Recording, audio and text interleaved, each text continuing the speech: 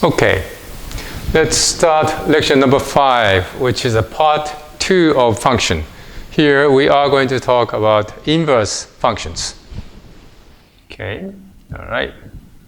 So I told you that we are going to talk about inverse functions, but the first one we will talk about is called the logarithmic. Once again, let's forget about that. Log function. Well, log function. Well, let's start looking at this. This is written in this form log ax, where a is called the basis. And this function looks like this one here. When x here goes to the infinity, it will go to the infinity, but slowly. Compared to the exponential, it does not go like this, but this way. And x goes down to 0, goes down to negative infinity. So this x has to be greater than 0. All right? So why this? I just told you that we are going to talk about the inverse function. The reason for that is this. This logarithmic function, log function, is the inverse of the exponential. Inverse of the exponential. This one here. In other words, if x is equal to a to the yth power, then y is equal to log ax. So, to find a to the yth power, to find x, a to the yth power, here, and to find the other way around, y, then you use log x. Well, let's take a look at some of the graphs. Well, this is a typical X, and I wrote down ln x. And what is that? I will discuss that in a minute. Okay, natural logarithm, ln x here, this one here.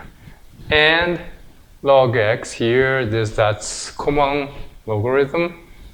Those two are the ones most used log functions, where ln, natural logarithm, uses e, that's exponential function e, remember, Napier's constant, as the basis. And common logarithm, we use 10 as the basis. This natural logarithm here, ln, comes from log and natural. Okay, so I guess it's easy to remember. And log 10 is for the common logarithm, because this one is used quite often in engineering, like dB. Probably have seen dB in sound or music scenes. And this one is used so common that we get rid of the base 10. Just write down log x. Okay? And log x looks like this one here, and ln x, well, that was same diagram, the same graph as the one I showed you. And log x doesn't go to infinity as fast as this one here. All right. So why that is the case? Let's look at 10 to the x and e to the x power. 10 to the x power, of course, goes to infinity very fast. Look at this, 140 here. Whereas e to the x doesn't go that fast. This is 12, right? So if you look at the log x and ln x, compare, this one goes to very quick. So, and that means very quick to this direction. This one, e to the x, doesn't go that fast. So this one doesn't go that fast in that direction. It looks like this one is flipped like this one here, and pretty much the same as this one here. In fact, that's the way to get the graph of the inverse functions. I will discuss that in a coffee break later. Okay, so the properties of the log functions. Probably you have seen some of those already. The base a is greater than 0 and not equal to 1. Not equal to 1 because if a is equal to 1, a to the any power y is equal to 1. That means x is constrained to be 1 and cannot move. So that's not interesting. So if a is not equal to 1. Now, a to the 0th power is equal to 1 for any number a, so therefore a1 log 1 is equal to 0. If you look at those and write down them in terms of logarithm, those are trivial, I hope. And the third one is an interesting one. If you have a product here, then you have addition here. And if you remember the exponential function, you have addition here in the exponent, then you have product. So if you write this one down in terms of logarithm, you get that function. Okay, how about log ax equal to x? Go back to the original one. And a to the log ax power is equal to a. Once again, you get the original x. And those can be proven very simply by setting y equal to ax in here and y equal to log x in here. So try it and see it. That's very interesting thing to see here. Whoa, let's go. Okay, so now this is the highlight of this lecture here. Inverse trig functions. Those are the inverse trig functions: sine inverse, cosine inverse, tangent inverse. Okay. On the inverse trig functions. So, if x is equal to sine theta, then theta is equal to sine inverse x. And blah, blah, blah, same here. But sine inverse functions are, most of the time, those are called arc. So, the first one is arc-sine. Second one is arc-cosine, and third one is, of course, arc-tangent. Instead of saying inverse sine, inverse cosine, inverse tangent, we call arc, sine, arc, cosine, and arc-tangent. Okay? And when we define those functions, there is one thing which has to be solved. A problem, actually. The fact is the functions must be single valued. Well, what does it mean? It is easy. If you put a value in here, x, then this function should give only one value for y. If there are more than one value, then that is not called function. The function has to be single valued. That's something you should remember. And problem is that sines and cosines are periodic functions. Goes up and then up and down. So what happens is that for the same x value, there can be many theta. Like if you look at this example, suppose if you set x is equal to 0.5, then theta could be pi over 6 or 5 pi over 6 or minus 7 pi over 6, blah, blah, blah. Infinitely many values for the theta. So it's not single valued. So what can we do? Sine inverse arc-sine 0.5 is equal to which one? Right? So what we have to do is to decide which one we are going to use for arc-sine, arc-cosine, arc-tangent. So let's use the arc-sine as an example and see what's going to happen.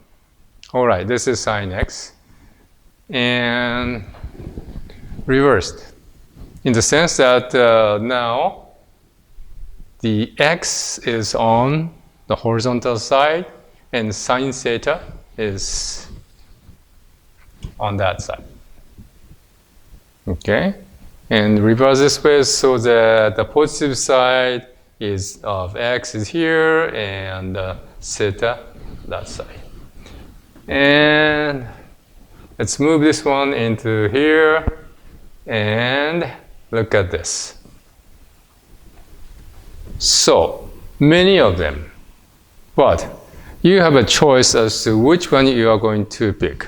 And I pick from negative pi over 2 to pi over 2. Within that range, you have a single value here, right? So therefore, sine theta x runs from -1 to 1, and for that, arc sine takes a value between -1/2 to 1/2. So we have a very nice words to describe those. First one is a domain, the range of x. And the range is the value of y. So in here, this is x, original. This is y, which is theta. Okay. When you have y equal fx, that's what it is. So range of x, since this is arc sine, cannot go over 1 or -1, right? Because sine theta cannot take those values. Sine theta value is within -1 to 1. So the x can vary only from here to there. So that is going to be the domain of arc sine. How about the range? Could be anywhere, but we decided that from here to there is going to be the range of this function. So that's the definition. Domain is here and the range is there. And this part here is called the principal part. There are many of those, so you are free to actually choose any one of them, but we decided to pick up this one here, and we call that a principal part. Okay. How about the arc cosine and arc tangent? In case of arc cosine, it looks like this one here. So you can choose from here's minus pi to 0 or 0 to pi. But we decided to take from 0 to pi. And tangent, if you look at this, it repeats again and again and again, but once again from minus 1/2 of pi to pi over 2. Okay. So the principal part, the definition, in other words, this is the range of the function, is this. Look, this is a little different, so very interesting. Here, this one is starting from here to there and there to there, and this one is the other way around. Do you know why? The reason for that is here, x starts from -1 goes to 1. It changes from -1/2 to 1/2 pi. But in case of cosine, arc cosine, when x moves from -1 to 1, the value starts from pi and goes down to 0. This increases, or tangent also increases, but this one decreases. So cosine is different. That's why I have written the other way around. Okay. Now, there are actually two very interesting identities, should I say, where if you add arc sine x to arc cosine x, then it becomes pi over 2. Constant. Is that interesting? And the same thing happens to arc tangent and arc cotangent here. And that is true for any x between, of course, -1 to 1. Okay. For sines and cosines. Now, so we have sine, arc cosine, arc tangent. Which one do you think is your choice or we should use? And answer is we use a tan x function. What is this? Arc tangent. 2 means 2 arguments. x and y. What's it and 2? I'll talk about that later, but that's the function you can find within programming languages and Excel softwares and so forth. All right, coffee break. So how to visualize inverse function? When we looked at the graphs of the logarithm and exponential function, it looks like flipped. And that is certainly true. What you can do is follow the graph along the 45-degree line. That's all you have to do. So the procedure is this.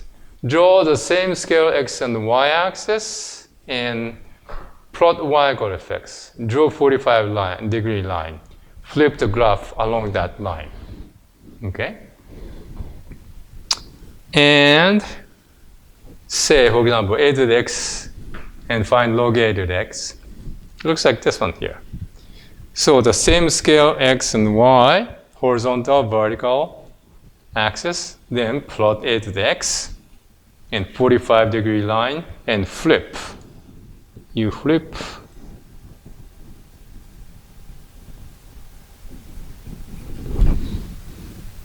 Then you get log ax, the inverse function. Sines and cosines, you can do exactly the same thing. Okay? That's easy, right? All right. Use of inverse trigonometric trig functions. As I said, the inverse trigs are very useful. How? Because you can find the angle. And remember, when you talk about the industrial robots, robots need to handle parts and so forth. So your end effector, you want your end effector to be at a certain location. So therefore, the location of the end effector is given first, and then you have to find the joint angles. For that, of course, inverse trig functions.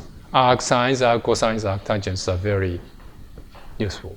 From inverse position to EF end effector position to joint angles. This one is called inverse kinematics. From theta to x was the kinematics. So inverse kinematics from xy to theta. That's inverse kinematics. All right. So let's look at this two-link manipulator again. You have two joints, and the location of the end effector position here, x2, y2, was given by this equation.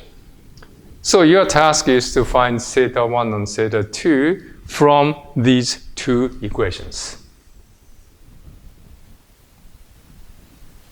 Can we find this, given this? Can we find? Of course we can find, but it's not simple. Let's do it. Okay. Starting from those two equations, what do you do first? You have theta 1 and theta 2, right? So therefore, the first thing you may want to do is to eliminate one of those two variables, unknowns. So how do you do it? Okay. A typical approach is this. If you square it, and if you add sine squared and cosine squared, that becomes just 1, right? That is a very handy identity. So what I do is square both of them and add them together. Then left-hand side is x2 squared plus y2 squared, and right-hand side is this squared plus that squared. Computing those squares out, this L1 squared sine theta 1 squared, 2 times L1 L2 sine theta 1 sine theta 1 plus theta 2, plus L2 squared sine theta 1 plus theta 2 squared, and then it's the same thing for the cosine. Aha! You come up with sines and cosines here, and sines and cosines here, etc., etc. So therefore, you have here, those two, add them together, becomes 1. So therefore, that's L1 squared. These two, add them together, it becomes L2 squared. And those cross terms has same 2L1, L2. So you can combine them together, you get sine theta 1 times sine theta 1 plus theta 2 plus cosine theta 1 cosine theta 1 plus theta 2. Sine sine plus cosine cosine. You have seen this before. Yeah. Addition identity of trig functions. So therefore, this one here becomes cosine theta 1 plus theta 2, that's this one here, minus theta 1. How convenient, right? How convenient. Theta 1 plus theta 2 minus theta 1. So theta 1 is gone. You only have theta 2 here. Wow. So, therefore, cosine theta 2 is this one here. Great. So what you can do is to take the inverse cosine, arc-cosine function to find theta 2 is equal to this one here. Let me call this theta 2 star. I don't want to write this one down again and again, so therefore I'll call that theta 2 star. Okay. One thing though I'd like to caution you. Arc cosine z, when you're writing a computer equation to a computer program to compute theta 2, you may use this function here, but this function returns the angle in the principal part. Remember? 0 to pi. Okay? But in robotics, there can be multiple postures that result in the same end-effector position. If you look at this one here, here and there, those two postures are different, but results in the same position for the end-effector, right? And here, theta 2 is this one here, positive value, but this one here is negative theta 2. Probably this one is and that one are negative of each other. And a cosine z does not give you the negative number, so this is the only number you will get. Okay? But there is this possibility. So whenever you have many joints and find out the angles, you always have to use intuition to dissolve this uncertainty or choose the right value. So it's not just mathematics, but robotics. That's the difference. From mathematics, you can get this number and that's it. But in robotics, you have to look at those numbers and see if that is exactly what you wanted. Okay. How about theta 1? Well, from 1, we have x2 is equal to a1 sine theta 1 for s2 cosine theta 1. Why? Well, we have theta 1 plus theta 2, but theta 2 is known, so therefore you can break that one into two parts, right? Using addition identity of then sine theta 1 and cosine theta 1 you're going to end up with. So you can combine them together to get this equation here. Same thing true for that from 2 you have sines and cosines. And if you have those, well, many different things you can do, but this is something I have done. I multiplied y2 to the first one and x2 to the second one and subtracted. Why? If you do that, the left-hand side will be gone, right? y2 times x2, x2 times y2. So these two cancel out, so therefore this side becomes that equation here. Will be of this form. From this one here, you can divide both sides by c2 cosine theta 1. You get tangent theta 1 is equal to this one here. Therefore, theta 1 is arctangent, this one here. Well, this SP means special problem. SP means special problem. Find A1 through C2 and then find theta 1. Okay. So you can do the arithmetic to find A1, A2, B1, B2, C1, C2, and then we can use arc-tangent function and finding theta 1. Well, from this one here, only for two joint case, you really need to do lots of calculations here, right? So you can see how difficult it is to solve for joint angles. So inverse kinematics is really difficult. And therefore, there are many different methods or the procedures or approaches in the world. So probably you can find them out by looking at some of those literature on it. Okay, 8 and 2, as I promised you, I am going to talk about that function later. Yeah, 8 and 2 xy returns the value in negative pi to pi. Wow, remember that arc-tangent was defined from minus 1/2 pi to 1/2 pi. The principal part was that. But this function can return the value from negative pi to pi. That's the whole circle. How does it do? Well, this x and y are literally x and y. If both x and y are positive, the values should be in here. X is negative, y plus positive here, and both negative here, and the other way around, x negative, positive, y negative here.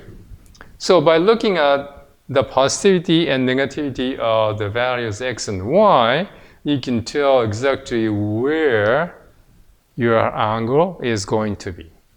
That's why instead of just x over y, we give two values to this function, so that this function can tell which value it should return. So this function is particularly handy for us. Like the example before, we had arctangent was C1, negative C1 over C2. So that's one of them must be negative. So that's here or there. Okay. Caution, the definition varies with the software. Why I'm putting this one here is that I said 8 and 2 xy, but there are some cases that 8 and 2 yx. It's reversed depending on the software. Like C language and Excel are different the other way around. So be careful when you use this function. Look at the manual. Okay. This or that. Coffee break. Well, I just have to talk about this when I talk about the inverse trig functions. Because inverse trig functions could be written in this form or this one here, arc-cosine. This is the one I was been using, or a cosine with a capital. This one is used in the computer programming quite often, but my choice is this one here and a sine, a tan. Well, why is that? Okay, reason one. Cosine nth power z is the nth power of cosine z, so therefore cosine minus 1z can be 1 over cosine z, isn't it? So if I write this one down, there is an ambiguity. It could be this one or arc-cosine, one way or the other. And which ambiguity is not good for mathematics. Reason two, a cosine z is shorter than arc-cosine. I'm lazy. Mathematicians are lazy. So instead of writing a cosine and arc-cosine, you need 3 characters. So I prefer this one here. So then you may ask why I have been using this notation here in this lecture. Well, the reason is unfortunately this is more common in the literature. You will see this one more often than this one or that one. So you should get used to seeing those. But I hope you use this notation this notation here, this, that, and that, when you do your own research. Okay. Reason 3 is used in software packages. As I said, software packages always uses that. Okay. And that is the end of the inverse function because inverse trig is something I wanted to show you. And including the inverse trig, and there are many different interesting formulas and so forth, so I put them together, as I said, into formula sheets, which is available to you. So please use it. Okay. Well, thank you very much. This is the end of the lecture number 5, second part of functions.